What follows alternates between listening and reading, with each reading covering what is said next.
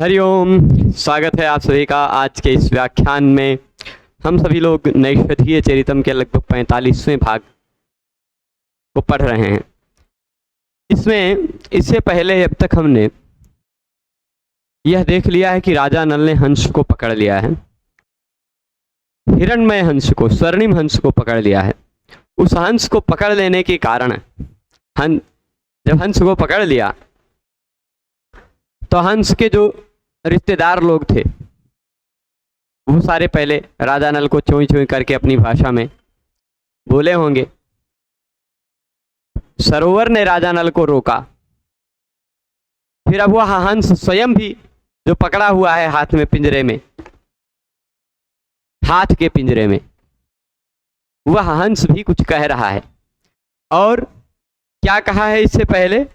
वह हमने पढ़ा था कि हाँ, फलेन मूलेन च बारिभूरुहाम मुनेरिवेत्थम मम यस्य वृत्तयः त्वयाद्य तस्मिन्नपि दंडधारिणा कथन न पत्या धरणी हृणीयते। ये बात बोली थी, उस हंस ने नल के प्रति बोली थी कि फलेन मूलेन, फल और मूल से, किसी पेड़ के कोई फल होगा, कोई मूल होगा, इन्हीं का ग्रहण करते करते मुनि के समान जिस मेरा जीवन व्यतीत हो रहा है, ऐसे मुझ पर भी दंड धारण करते हुए तुम्हारे जैसे पति को पाकर कैसे यह धरणी, यह धरती लज्जित नहीं होती। ये बात बोली थी अंतिम में उस हंस ने। आगे देखिए क्या बोलता है हंस, और उसके उत्तर में राजा नल क्या करेगा। अभी आज नहीं छोड़ने देंगे, परसों छुड़वाएंगे, परसों क्योंकि यह खत्म हो जाएगा। कल कुछ 4 श्लोक पढ़ लेंगे, आज 4, कल 4, परसों 4, बस खत्म हो जाएगा। 12 श्लोक ही बचे हैं। तो इति दृशैस्तं विरचय्य वाङ्मयैः सचित्र वैलक्ष्य कृपं नृपं खगः दया समुद्रे सतदा वक्षये तिथि चकार कारुण्य रसापगा गिरः, कारुण्य रसापगा गिरः चकार, अतिथि चकार, अतिथि चकार। चलिए देखते हैं। इति ईदृशैः, इति मतलब इस तरह, एक मिनट, हाँ, इति ईदृशैः, ऐसे ऐसे, इस तरह के, इति दृशैः मतलब इस प्रकार के, वाङ्मयैः, इति दृशैः वाङ्मयैः, ऐसे वाङ्मयों से, ऐसे वाणी के समूह से, ऐसे वाणी के प्राचुर्य से, अथवा ऐसे वाणी से, ऐसे शब्दों से, वाङ्मय यानी शब्दों से, ऐसे इस प्रकार के शब्दों से, तम उस राजा नल को, इति दृशैः वाङ्मयैः, इस प्रकार के वाङ्मयों से, इस प्रकार की शब्दावली से, जो महत्वपूर्ण श्लोक नहीं है उन पर बहुत ज़्यादा विस्तार से नहीं जाएंगे। हाँ, अगला श्लोक महत्वपूर्ण है जो जानेंगे हम। मदेक पुत्रा जननी जरातुरा न प्रसूतिर्वरटा तपस्विनी गतिस्तयोरेश जनस्तमर्दयन नहो विधे त्वां करुणारुणधिनो। वो महत्वपूर्ण श्लोक है, वो आगे बताएंगे वहाँ पर। इसमें बहुत खाली शब्द सा अर्थ देखते हुए चलते हैं, बहुत ज़्यादा बातें हैं भी नहीं। तो ये इस तरह से उस राजा नल को, इस तरह के शब्दों से, वाङ्मयों से उस राजा नल को, तम नृपम उस राजा को, खगः उस पक्षी ने, इस प्रकार के वाणी के द्वारा उस खग यानी पक्षी ने, तम नृपम उस राजा नल को, विरचय्य बना डाला, विरचित कर दिया, बना दिया। क्या बना दिया? इस प्रकार की वाणी से उस राजा नल को क्या बना दिया? कुछ बना दिया। तो कह रहे हैं सचित्र वैलक्ष्य कृपम नृपम खगः, सचित्र वैलक्ष्य कृपम, यानी उसने राजा नल को, नृपम किम विरचय्य, नृप को क्या बना डाला? राजा नल को क्या बना डाला? सचित्र वैलक्ष्य कृपम। सचित्र का मतलब होता है आश्चर्य से युक्त कर दिया। ठीक, आश्चर्य से युक्त कर दिया, वैलक्ष्य से युक्त कर दिया, विलक्षणता से युक्त कर दिया, और कृपा से युक्त कर दिया। ठीक, सचित्र वैलक्षण कृपम, विलक्षणता कृपा इन सबसे सह खगः, उस खग ने, चित्र कहते हैं आश्चर्य, वैलक्ष कहते हैं विलक्षणता, और कृपा, आश्चर्य विलक्षणता और कृपा, इन तीनों के साथ, इन तीनों से युक्त कर दिया। यानी चित्र वैलक्ष और कृपा इन तीनों से युक्त कर दिया, सचित्र वैलक्ष कृपा कर दिया राजा नल को। ठीक है, ऐसी वाणी बोला उसने कि राजा नल में थोड़ी सी कृपा का, दया का आविष्कार हुआ। ऐसी शब्दावली में बोला कि उसको आश्चर्य हुआ राजा नल को। ठीक है, तो चित्र वैलक्ष और कृपा इन तीनों से युक्त करके दया समुद्रे, दया समुद्रे। अब देखिए राजा नल को कृपा यानी दया हुई, तो उस राजा नल के दया रूपी समुद्र में, दया रूपी समुद्र में राजा नल कैसा है? दया समुद्र है। ठीक है, तो दया समुद्र यानी उसके दया रूपी समुद्र में सतदाशये, सह मतलब वही, सह खगः, खगः का विशेषण है, वह खग, वह पक्षी दया रूपी समुद्र में, समुद्र मतलब नल, वो समुद्र मतलब आप जानते हैं एकदम अर्णव भयंकर समुद्र। तो राजा नल में इतना दया है कि दया का समुद्र है उसके पास। अब आप कहेंगे दया का समुद्र तो काहे पकड़ लिया, तो दया समुद्र, दया रूपी समुद्र में सह खगः, उस खगः ने तदाशये, तदाशये का मतलब क्या है कि तस्य हृदये, आशय कहते हैं हृदय को, तदाशये यानी तस्य आशये तस्य हृदये, तदाशये मतलब नलस्य हृदये, नल के हृदय में जो दया का समुद्र है, नल के आशय यानी हृदय में जो दया समुद्र है यानी दया का सागर है, उस दया समुद्रे सह हंसः कारुण्य रसापगाह, कारुण्य रसापगाह मतलब कारुण्य रस, कारुण्य रस समझिएगा, कारुण्य रस जानते ही हैं, 9 रसों में से एक रस करुण रस है ना, वही करुणा का रस समझ लीजिए। तो कारुण्य रस की अपगा, नदियां, समुद्र में क्या गिरती हैं? नदियां गिरती हैं ना। अब राजा नल के हृदय में दया समुद्र है, राजा नल के हृदय में दया का समुद्र है, तो वह राजा नल के हृदय में कुछ नदियां उतारना चाह रहा है। क्या नदियां उतार रहा है?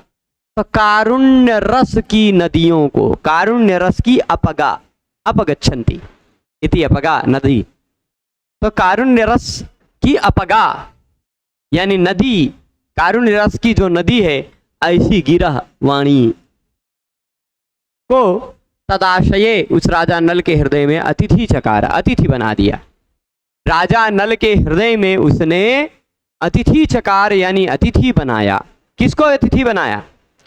राजा नल के, फिर से बता रहा हूं पूरा शब्द सा अर्थ, बाकी बहुत सारी विशेष बातें नहीं हैं, इसमें शॉर्टकट में चलेंगे आगे। फिर से बता रहा हूं, कर्ता से शुरू करता हूं, सह खगः उस हंस ने, उस पक्षी ने। ठीक है, तो उस पक्षी ने तम नृपम, उस पक्षी ने उस राजा को, उस पक्षी ने उस राजा को, यानी किस पक्षी ने? हंस ने उस राजा को, यानी किस राजा को? राजा नल को। उस पक्षी ने राजा नल को क्या कर दिया? सचित्र वैलक्ष कृपम कर दिया, यानी आश्चर्य, विलक्षणता और कृपा, दया, इन सब से युक्त कर दिया। ठीक, तो इन तीनों से युक्त कर दिया, विरचय्य यानी बना दिया, इन सब से युक्त बना दिया। काहे बना दिया? इतिदृशैः वाङ्मयैः, ऐसे वाङ्मय का प्रयोग किया कि वह राजा नल कृपा, विलक्षणता और दया से युक्त हो गया, मतलब आश्चर्य, विलक्षणता और दया से युक्त हो गया। ठीक, ऐसा बना दिया। और फिर वह उस हंस ने राजा नल के हृदय में, तदाशय यानी राजा नल के हृदय में जो दया का समुद्र था, उस दया के समुद्र में, राजा नल के हृदय रूपी दया समुद्र में उसने अतिथि बना दिया। किसको अतिथि बना दिया? अतिथि चकार, मतलब राजा नल के हृदय के दया समुद्र में उसने अतिथि चकार यानी अतिथि बनाया। किसको? कारुण्य रसापगा गिरहा, कारुण्य रस को से बहने वाली नदियां, कारुण्य रस से बहने वाली नदियों रूपी वाणी। तो कारुण्य रस का के साथ अपगमन करने वाली, कारुण्य ही जिसमें जल है, कारुण्य ही जिसमें रस है, ऐसे कारुण्य रस से बहने वाली अपगा, बहने वाली यानी नदी ही वाणी के रूप में उसने राजा नल के हृदय में पहुंचाई। ठीक है, तो राजा नल के हृदय में उसने क्या पहुंचाई? अतिथि बनाया वाणी को, अपनी वाणी को अतिथि बनाया। यहां देखिएगा क्या लिखा है, इस तरह से ऐसे ऐसे वचनों से उस राजा नल को आश्चर्य, लज्जा और दया से युक्त कर दिया। अच्छा, वैलक्षण्य का मतलब हुआ है लज्जा, आश्चर्य से भी युक्त किया, लज्जा से भी युक्त किया, दया से भी युक्त कर दिया। ठीक है, कर दिया। और उसके बाद उस पक्षी हंस ने उन राजा नल के दया के समुद्र रूप हृदय में वाणी रूप करुण रस की नदियों के प्रवेशार्थ प्रेरित किया। ठीक है, नदियों को प्रेरित किया कि नदियां जाके उसके दया समुद्र में प्रवेश करो, उसके हृदय में प्रवेश करो। यहाँ रूपक अलंकार है साफ साफ, और वृत्त अनुप्रास तो रहेगा ही। आगे देखिए, यही महत्वपूर्ण अलंकार, महत्वपूर्ण श्लोक है। सभी श्लोकों में से एक महत्वपूर्ण श्लोक है जिसके दो अर्थ निकलेंगे। मुख्य रूप से निकालने जाएंगे तो वो निकल सकता है, पर मुख्य रूप से दो अर्थ बताएंगे, और बहुत प्रमुख श्लोकों में से एक श्लोक ये भी है। मदेक पुत्रा जननी जरातुरा नव प्रसूतिर्वरटा तपस्विनी गतिस्तयोरेष जनस्तमर्दयन्नहो विधेत्वां करुणारुणधिनो। कह रहे मदेक पुत्रा जननी, मत एक पुत्रा जननी, मेरी ऐसी जननी है जो एक पुत्रा है, यानी एक पुत्र वाली। ठीक, समझिएगा अर्थ। मत यानी मेरी, जननी माता, मेरी माता कैसी है? तो कहते हैं एक पुत्रा, एक पुत्रा यानी एक कई बेटा है उसका। ठीक है, मेरी जो जननी है यानी माता है उसका, वो कैसी है? एक पुत्रा, एक पुत्रा यानी एक ही पुत्र वाली जननी है, यानी उसका इकलौता बेटा मैं हूं। अगर मैं मर गया तो खत्म है ना, उसकी क्या दशा होगी? तो मत जननी, मेरी एक कोई जननी है, ऐसा खाली कहता, खाली ऐसे कहता तो कोई बात नहीं, आपकी जननी है तो आपके और भाई लोग होंगे, वो देख लेंगे तुम्हारी माता का, देखभाल कर लेंगे। इसलिए एक और विशेषण डाला, प्रत्येक विशेषण सा अभिप्राय है कि भाई वो मेरी जो जननी है वो एक पुत्र है, यानी उसका कोई और आसरा नहीं है, एक ही पुत्र हूं, एकलौता हूं। ठीक, और चलो ठीक है, तुम एकलौते हो, तुम मर जाओगे तो बहू होगी, पत्नी, वो देखभाल कर लेगी। ऐसा नहीं, या वो हो सकता है अभी जवान हो, अपना देखभाल कर ले जाए, तो ऐसा भी नहीं है। वो क्या है? वह जरा तुरा है। जरा यानी बुढ़ापा से, आतुर यानी बीमार है, या बुढ़ापे से आतुर है, बुढ़ापे से ग्रस्त है। ठीक, मेरी जो जननी है वह एक पुत्रा है, यानी एक लौता बेटा उसका मैं हूं। ये बात हो गई। दूसरा, वह जननी जरातुरा है, यानी बूढ़ी भी हो गई, बुढ़ापे से आतुर भी हो गई है। ठीक है, चलो ठीक है, तो बुढ़ापे से आतुर हो गई तो तुम सेवा नहीं कर पाओगे, तो कोई बात नहीं, तुम्हारी पत्नी तो होगी सेवा करने के लिए, ऐसा भी कोई न सोच ले। इसलिए वह एक और बात कह रहा है कि जो वरटा है, वरटा हंस की पत्नी को हंसी को कहते हैं, हंसी का एक पर्यायवाची शब्द वरटा भी है। ठीक, हंसस्य योषित वरटा, अमरकोश में कहा गया, हंसस्य योषित वरटा, हंस की जो स्त्री है उसको वरटा कहा जाता है। तो मेरी जो वरटा है यानी मेरी जो पत्नी है, मेरी जो स्त्री है, वह कैसी है? वह सेवा करने लायक नहीं है। काहे? क्योंकि नव प्रसूति ही, अभी नया नया उसने जन्म दिया है बच्चे को, अंडे को जन्म दिया होगा पुत्र। ठीक, तो नव प्रसूति है, नया नया जिस माता ने कुछ जन्म दिया हो वह कुछ समय तक काम वाम करने लायक नहीं होती। तो सा वरटा जो है वो वरटा कैसी है? नव प्रसूति है। ठीक, यानी वह भी अपने आप नहीं जीवित रह सकती, उसको भी किसी के सहारे की जरूरत है, और मेरी जो माता है उसको भी सहारे की जरूरत है ना। तो कह देंगे कि भाई तुम्हारी कौनो आ जाएगा, तुम्हारी जो वरटा है उससे का कोई दूसरा वरट मिल जाएगा, है ना, तुम्हारी वरटा को कोई दूसरा वरट मिल जाएगा, ऐसा भी कह सकते हैं। तो कहेंगे नहीं, वो तो नव प्रसूति है, उसके साथ साथ तपस्विनी है। तपस्विनी है यानी पतिव्रता है। तपस्विनी शब्द से यहाँ पतिव्रता तो अभिव्यक्त होता है कि वो तो तपस्विनी है, यानी वह तप भी कर रही है। यानी वह अगर मैं नहीं रह गया, तुमने मुझे मार डाला, तो वह स्वयं भी फिर नष्ट हो जाएगी, है कि नहीं। तो एक तो माता की दुर्दशा बता दी, दूसरी पत्नी की दुर्दशा बता दी कि जो पत्नी है वह भी माता की सेवा नहीं कर सकती क्योंकि उसको भी सेवा की जरूरत है, और माता जो है वह भी सेवा नहीं कर सकती क्योंकि उसको भी सेवा की जरूरत है, जरा तुरा है। और वरटा कैसी है? वह नव प्रसूति है, नया नया उसने जन्म दिया है। ठीक है, तो ये दोनों। अच्छा, जो वरटा है वह तपस्विनी है, ये बात भी बता दी कि वह पतिव्रता है। तपस्विनी के शब्द से पतिव्रता तो ज्ञात होता है। ठीक है, तो गतिस्तयोरेष जनस्तमर्दयन्, तयोः यानी उन दोनों का। उन दोनों का मतलब किन दोनों का समझ जाए गए होंगे आप? किन दोनों का? जरातुरा माता का और नव प्रसूति वरटा का। उन दोनों का गति, उन दोनों की गति, उन दोनों का सहारा।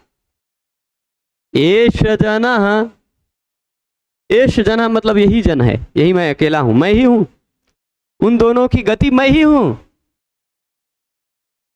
क्यों? क्योंकि वह तो जो है मेरी जो माता है वह एक पुत्र है, दूसरा कोई पुत्र है ये नहीं, और जरातुरा भी है, बुढ़ापे से ग्रस्त भी है, और जो मेरी पत्नी है वरटा है वह नव प्रसूति है, और साथ ही साथ तपस्विनी है यानी पतिव्रता भी है। तो उन दोनों की गति अकेला मैं हूं। ऐसे तम यानी ऐसे उस हंस को अर्दयन, अर्दित करते हुए, मारते हुए, हनन करते हुए, अहो विधे, हाय विधाता, अहो विधे मतलब हाय विधाता, त्वाम करुणारुणधिनो, अथवा न, अहो विधे तुम्हें करुणा नहीं, रुणधि तुम्हें करुणा, दया, कृपा रोक नहीं रही, तुम्हारे अंदर कोई कृपा नहीं आ रही, कोनो दया नहीं आ रही तुम में। क्यों? क्योंकि जो मदेक पुत्रा जननी, मेरी एक पुत्र वाली जननी है, मतलब इकलौता मैं हूं और कोई दूसरा सहारा नहीं है मेरी जननी का, और वो भी जरातुरा है। ठीक, तो जरातुरा भी है, बुढ़ापे से ग्रस्त भी है, और मेरी जो नव प्रसूति, नए नए बच्चे को जन्म दिया है जिसने अभी नव प्रसूति है, ऐसी वरटा मेरी हंसिनी तपस्विनी है, पतिव्रता है। उन दोनों की गति, उन दोनों का सहारा एष जना, यही मैं ही हूं। और ऐसे मुझको तमर्दयन, अर्दन करते हुए, मारते हुए, हिंसन करते हुए, अहो विधे, हाय विधाता, त्वां करुणा रुणधिनो, तुम्हें करुणा नहीं आती, तुम्हें दया नहीं आती, कृपा नहीं आती। ये भाव समझे होंगे। अब दूसरा भाव भी है इसमें, मदेक पुत्रा। दूसरा भाव नारायण ने दिखाया गजब का। मदेक पुत्रा यानी मत्ता एक पुत्रा, मुझसे एक बेटा हुआ है जिसको। ठीक, यानी अब अगर पहले तरफ वाला अर्थ लेते तो गतिस्तयोः मतलब उन दोनों की गति मैं हूं, यानी अपनी बेटवा का तो कह नहीं रहा है कि नहीं, अपने बेटा के बारे में तो कह नहीं रहा, मतलब, और इसलिए भी हो सकता है ना कह रहा हो क्योंकि उसके बेटे की गति तो उसकी माँ पत्नी हो सकती है, उसके बेटे की गति उसकी पत्नी हो सकती है, संभाल सकती। भाई कोई माता अगर पिता ना भी रहे तो भी बच्चों को संभाल ले जाती है, तो इसलिए शायद पुत्र को ना कहा हो, केवल पत्नी और माता की ही चिंता दिखाई हो, है ना।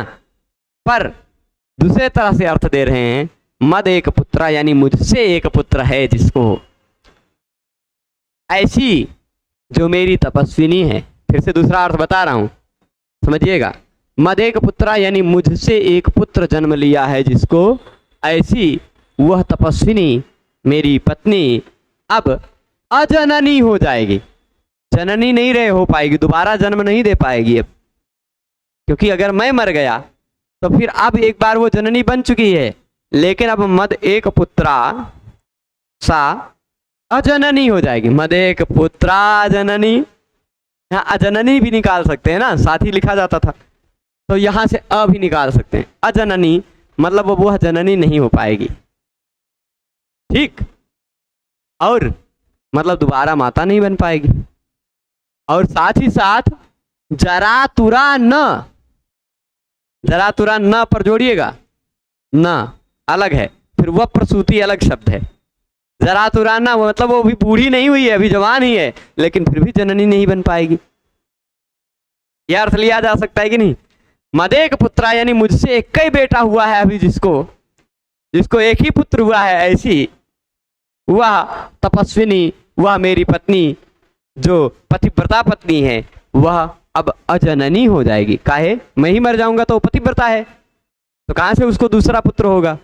और वो तो अभी जरातुरा भी नहीं है, बूढ़ी भी नहीं हुई है कि दोबारा उसको पुत्र नहीं हो सकता, है ना। तो जरातुरा भी नहीं है। और उसके बाद क्या कहा, वह प्रसूति ही, वह प्रसूति। जरातुरा न तक पहुंच गए। अगला क्या कहते हैं, वह प्रसूति। वप्र का मतलब होता है पर्वत। मैं मर जाऊंगा तो उसकी चेष्टाएं पर्वतों पर ही रह जाएगी, पर्वतों पर अकेले बैठेगी, वियोग में रहेगी। तो वह प्रसूति का तात्पर्य यहां देखिए दूसरा हो सकता है, कुछ दिए हो कि ना दिए हो, पर ठीक है कोई बात नहीं। वप्र सूति, पर्वत में ही जिसकी चेष्टा बचेगी, पर्वत पर ही चेष्टा रह जाएगी जिसकी, ऐसी वो वरटा है, वह तपस्विनी है, वह मेरी पत्नी, वह तपस्विनी है, हंसिनी, ठीक। अब तयोह गति, यानी अब उन दोनों की गति मैं ही हूं, यानी एक पुत्र भी है और वो पत्नी भी है, उन दोनों की गति अकलेता मैं ही हूं। माता को नहीं कहा, माता को छोड़ दिया, अजननी आ गया ना। मदेक पुत्रा, मुझसे एक पुत्र वाली, और अब अजननी यानी अब दोबारा जननी नहीं बन पाएगी। क्यों, क्योंकि वो तपस्विनी है, पतिव्रता है, वो वरटा, तो इसीलिए। और जरातुरा भी है बुढ़ापे से, जरातुरा नहीं है, जरातुरा न, अभी बुढ़ापा भी नहीं आया उसका, यानी अभी अगर मैं जीवित रहा तो कुछ और पुत्र भी हो सकते हैं। तो जरातुरा न, और वह प्रसूति यानी पर्वतों में ही निवास करने लग जाएगी। अथवा वप्र एव सानुरेव सुतराम ऊति रक्षणम यस्याहत सा। अब अथवा वप्रसूति का दूसरा अर्थ हो जाएगा कि वप्र यानी पर्वत ही जिसका एकमात्र रक्षण स्थान रह जाएगा, जो मात्र पर्वत में जाकर ही छिपकर रहेगी, अपना आवास बनाएगी, ऐसी वह वप्रसूति हो जाएगी, ठीक। और वरटा तपस्विनी तो जान ही गए। तयो गति एस जन, उन दोनों की गति यही जन है, ऐसे जन को अर्दयन मारते हुए अहो विधे त्वांग करुणा रुणद्धि न। अथवा नो, मल्लिनाथ ने नो वाले की व्याख्या की, अहो विधे त्वांग करुणा रुणद्धि नो,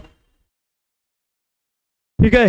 तो हे विधे, हे विधाता, तुम्हें करुणा नहीं आती, दया नहीं आती, लज्जा नहीं आती, लज्जा नहीं, लज्जाएंगे नहीं, शर्माएंगे नहीं, तो करुणा नो रुणद्धि, करुणा अवरोध नहीं करती, तुमको रोकती नहीं। यहाँ देखिए, मेरी माँ बूढ़ी है जिसका एकमात्र पुत्र मैं ही हूँ, वह बेचारी हंसी यानी मेरी भार्या अभी अभी जच्चा बनी है, मतलब अभी अभी नवप्रसूति है। जच्चा लिख दिया, क्या गजब शब्द है, गच्चा नहीं लिखा गया तो। उन दोनों का एकमात्र सहारा मैं ही हूं, उसको मारता हुआ हे विधाता तुम्हें दया नहीं रोकती। यह कितने आश्चर्य की बात है। यहाँ दया का कारण होते हुए भी दया रूप कार्य नहीं दिखाया गया, इसलिए विशेषोक्ति अलंकार है, ठीक है। अब इसके बाद मुहूर्त मात्रम भवनिंदया दया सखा सखाय श्रवद श्रवो मम। निवृत्ति में शन्ति परम दुरुत्तरस्त्वयैव मातः सुतशोक सागरः। यहाँ दुरुत्तरम लिखा रह गया है, उसको दुरुत्तरः पढ़िएगा, ठीक है। मुझे याद दुरुत्तरः वाला ही है, तो उसको दुरुत्तरः ही पढ़िए। क्या मुहूर्तमात्रं भवनिन्दया दया सखा सखायः श्रवद श्रवो मम। कह रहे मम सखाः, कौन? मम सखायः, सखा नहीं, मम सखायः, मेरे जो मित्र हैं, मेरे जो मित्र हैं, सखा हैं, वो उनकी क्या स्थिति है? वो दया सखा हैं। दया सखा का मतलब क्या? दया सखा का तात्पर्य क्या होता है? वो दया से युक्त हो जाएंगे, दया से युक्त हो जाएंगे। काहे दया से युक्त हो जाएंगे? मैं मर जाऊंगा, है कि नहीं? अगर मैं मर जाऊंगा तो मेरे जो सखाया हैं, मित्र हैं, वो कैसे हो जाएंगे? स्रवद अस्रवाह हो जाएंगे। स्रवद अस्रवाह मतलब आंसू टपकाएंगे। आंसू टपकाएंगे कि नहीं, कि रोएंगे कि नहीं? कोई भी मर जाएगा उसका मित्र तो रोएंगे ही। तो सखाया स्रवद अस्रवाह, वो सारे सखाया, सारे मित्र कैसे हो जाएंगे? आंसू टपकाने वाले हो जाएंगे, रोएंगे वो सारे मित्र। पर काहे रोएंगे? दया सखा, दया से युक्त होकर रोएंगे, दया के साथ होकर रोएंगे, ठीक। वो मेरे सखा, मेरे मित्र सब रोएंगे। क्यों? क्योंकि उनको मेरे और मेरे परिवार की स्थिति पर दया आएगी। तो दया से युक्त होकर वो मेरे सखाया स्रवद अस्रवः, आंसुओं से युक्त होंगे, रोएंगे, आंसू टपकाएंगे और रोएंगे। तो कैसे रोएंगे? कितने देर तक रोएंगे? तो कह रहा है मुहूर्त मात्रम, बहुत ज्यादा देर तक थोड़े ना रोएंगे। कोई भी मर जाता है तो उसका मित्र है, अगर सखाया, खास बंधु बांधव लोग हैं, कितने दिन तक रोते हैं? कुछ क्षण तक रोते हैं, कुछ समय तक रोते हैं, फिर भूल जाते हैं। होता है कि नहीं? होता है ना? तो वही कह रहा मुहूर्त मात्रम। और रोएंगे भी, आंसू टपकाएंगे भी। तो कैसे टपकाएंगे? भवनिंदया, भव किसको कहते हैं? संसार को। संसार की निंदा करेंगे। किसकी निंदा करेंगे? संसार की निंदा करेंगे। ये संसार वो है। कोई मर जाता तो गाँवों में सुनते होंगे, भाई संसार में कहाँ नहीं जा सकता, कब किसको भगवान उठाए लें, ये एकदम से नश्वर है ये संसार। करते हैं ना, बोलते हुए मिलते होंगे, तो वो भव निंदा करते हैं। तो इसे भव निंदया, इस संसार की निंदा करते हुए मुहूर्त मात्रम, कुछ समय तक, कुछ मुहूर्त तक, कुछ क्षण भर। मुहूर्त शब्द का अर्थ वैसे 48 मिनट भी मिलता है, कि 48 मिनट का मुहूर्त होता है। और पर मुहूर्त शब्द का क्षण अर्थ भी है। मुहूर्तम तिष्ठ हनुमांस्तु मुहूर्तेन व्यति चक्राम सागरम। हनुमान जी मुहूर्त भर में सागर पार कर गए। तो वहाँ मुहूर्त का मतलब क्या? पर यही नहीं कि मुहूर्त में जो सागर पार कर गए, वहाँ पर मुहूर्तम स्यात् विमोक्षणम, मतलब मुहूर्त भर के लिए विश्राम करवाने आ गया। वो भी कौन? पर्वतवा मैनाक। कहा मुहूर्त भर विश्राम करके जाओ, है ना। और मुहूर्तम विघ्नमाचर, देवताओं ने सुरसा को भी भेजा तो कहा मुहूर्त भर के लिए विघ्न करो, है ना। तस्मिन मुहूर्ते हनुमान बभूवांगुष्ठ मात्र का, वहां भी मुहूर्त है, उसी मुहूर्त में, उसी क्षण में। तो मुहूर्त शब्द थोड़ा सा अनेकार्थक है, आप समय सूचक से एक शब्द मान सकते हैं। मुहूर्त मात्र मतलब कुछ क्षण, कुछ समय तक, कुछ समय तक, कुछ समय तक। मुहूर्त मात्र मतलब कुछ समय तक। भव निंदया, संसार की निंदा करते हुए। दया सखा मतलब दया से युक्त हुए। सखा, दया सखा मतलब दया से युक्त। सखाया मित्र, दया से युक्त जो मेरे मित्र हैं, वह स्रवद स्रवः, आंसुओं को टपकाते हुए मेरे मित्र रोएंगे, है ना। और मुहूर्त मात्र आंसू टपकाते हुए निवृत्ति में शन्ति, रिटायर हो जाएंगे, निवृत्त हो जाएंगे, मतलब फिर उनका रोना बंद हो जाएगा। मुहूर्त भर रोएंगे, 1-2 दिन रोएंगे ज़्यादा से ज़्यादा, फिर उसके बाद चुप हो जाएंगे कि नहीं। तो निवृत्ति में शांति, निवृत्ति को प्राप्त कर जाएंगे। फिर मतलब रोते रोते आंसू टपकाते टपकाते निवृत्त हो जाएंगे, मतलब फिर आंसू टपकाना बंद कर देंगे। ठीक है।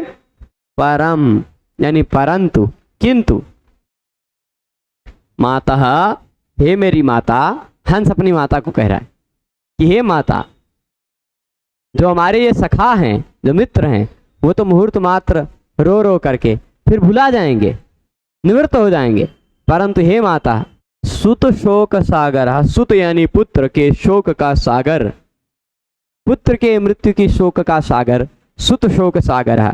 ठीक, पुत्र के शोक का सागर त्वयैव दुरुत्तर, तुम्हारे द्वारा ही दुरुत्तर होगा। तुम ही खाली ऐसी हो जो पार नहीं कर पाओगी इस सागर को, बाकी सारे लोग पार कर जाएंगे, बाकी सारे लोग निवृत्त हो जाएंगे, तुम ही एक ऐसी हो जो इस सुत शोक सागर को पार नहीं कर पाओगी। माता अपनी माता को कह रहा है। ठीक है हंस, ये भी समझ ही गए होंगे। समझ गए हैं कि नहीं समझे हैं, मुझे कि नहीं, कि मम सखाया, मेरे मित्र जो हैं वो कैसे हैं, दया सखा। यहाँ देखिएगा, मित्र लोग दयापूर्ण हो जाएंगे और आंसू बहाते हुए थोड़ी देर संसार की निंदा के साथ साथ शांत हो जाएंगे। संसार की निंदा करते हुए, छोड़ो संसार ऐसे नश्वर है ये कहते हुए, है ना, शांत हो जाएंगे। किंतु हे माँ, पुत्र शोक रूपी सागर पार करना तेरे लिए ही बहुत कठिन होगा। ठीक है। संसार में यह स्वाभाविक बात है कि यार दोस्त भाई बंधु का थोड़ी देर तक शोक व्यक्त करने के बाद उसे भूल जाते हैं, किंतु माँ ही एकमात्र ऐसी है जो मरण पर्यंत पुत्र शोक में जलती रहती है, मरने तक पुत्र शोक में जलती रहती है। यहाँ पुत्र शोक पर सागरत्व का आरोप होने से रूपक अलंकार है, दया दया में क्लेश है। ठीक है। अब इसके बाद मदर्थ संदेश मृणाल मंथर प्रिय कियद्दूरैति त्वयोदिते विलोकयन्त्या रुदतोऽथ पक्षिणः प्रिये सखी दृग्भविता तव क्षणः। मदर्थ संदेश मृणाल मंथर, मदर्थ यानी मेरे लिए, मदर्थ यानी मेरे लिए संदेश और मृणाल, मेरे लिए संदेश और मृणाल यानी कमल नाल। ठीक है। आलस्य सुख, समझिएगा, ये अपनी पत्नी हो सकता है, इसकी उस समय साथ में ना रही हो, तो अपनी पत्नी को याद करते हुए कह रहा है। अब तो माता को बता दिया कि माता तुम इस शोक सागर को पार नहीं कर सकती, अब पत्नी को याद कर रहा है कि पत्नी ऐसी सोचेगी कि मेरे लिए संदेश और मृणाल कमलनाल को लाने में आलसी, मंथर मतलब आलसी, संदेश और मृणाल संदेश भेजने में भी आलसी हो चुके, संदेश भेजना भी छोड़ चुके।